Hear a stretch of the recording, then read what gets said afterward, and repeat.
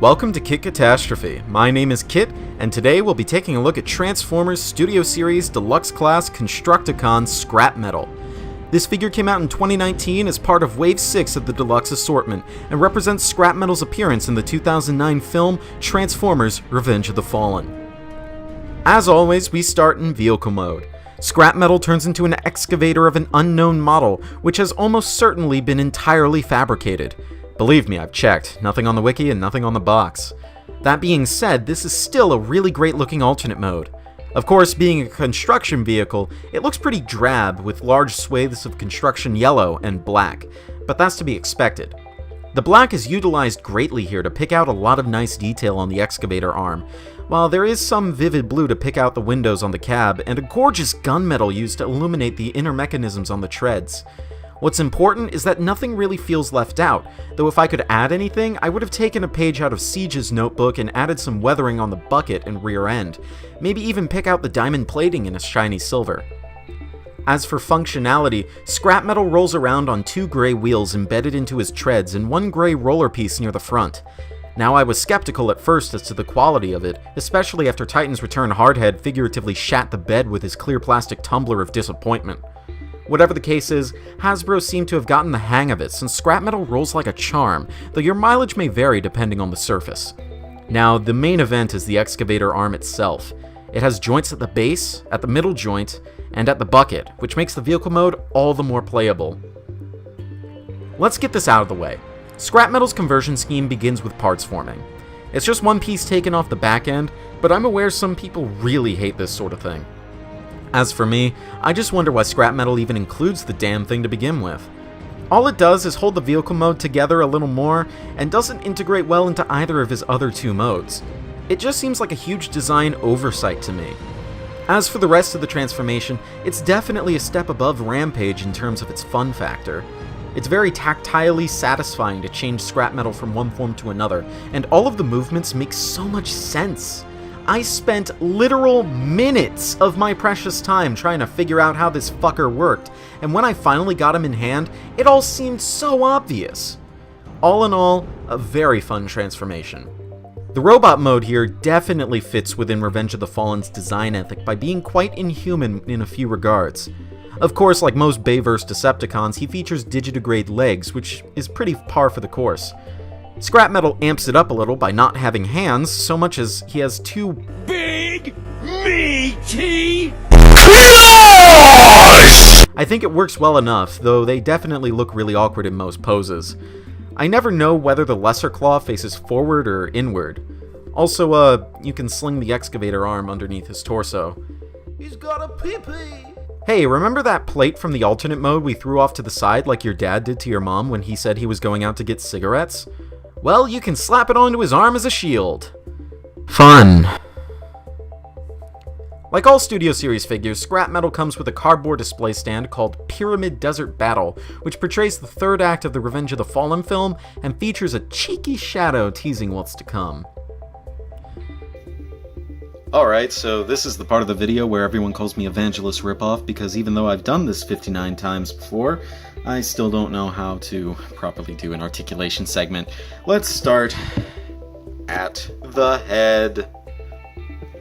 The head is on a nice ball joint, and the platform it's on has a hinge, so he can look down that far, and he can look up that far, which is just straightforward.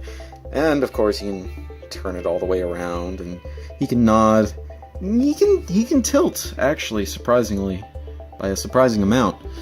The shoulders are on a ball joint that can go in pretty much every direction. He has about a 180-degree arc on his shoulders here.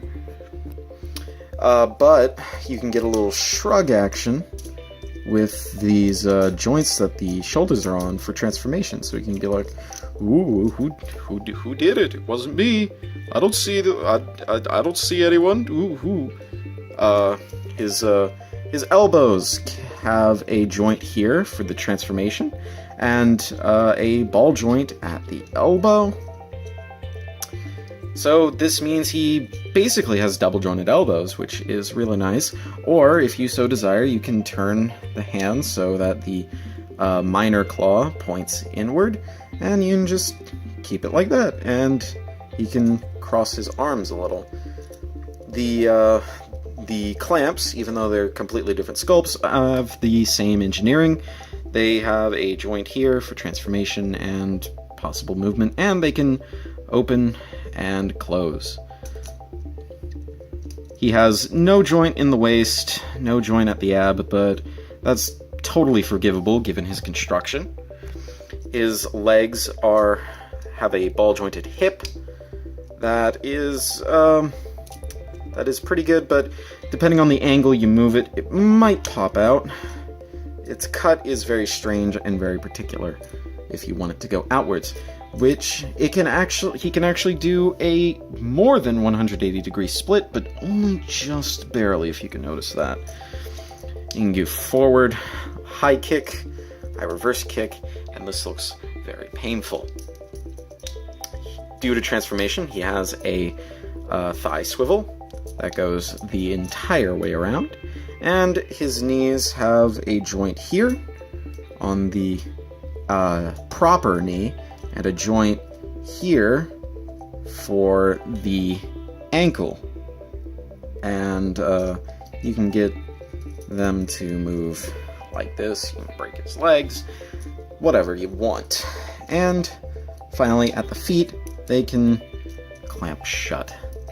Or you could point the toe, or you could point the heel, whichever is your preference. And if you so desire, the excavator arm can move around like so.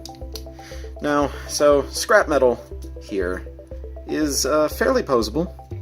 He's not exactly a rubber band, but he is pretty good.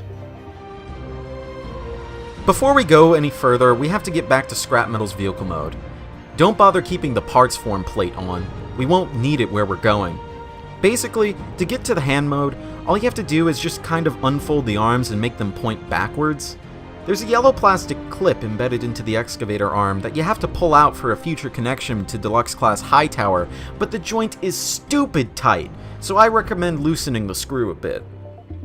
And here we have hand mode. I can't really say much about it on its own, and obviously can't really interact with Rampage like this, so the best I can do is just show it to you. And here it is. All I do know about this hand is that the fingers can curl up and move around on their various joints. I'll go more in depth on this once Devastator is fully complete, of course. Deadass, I think scrap metal is leagues more fun than Rampage is. He can just do more, you know?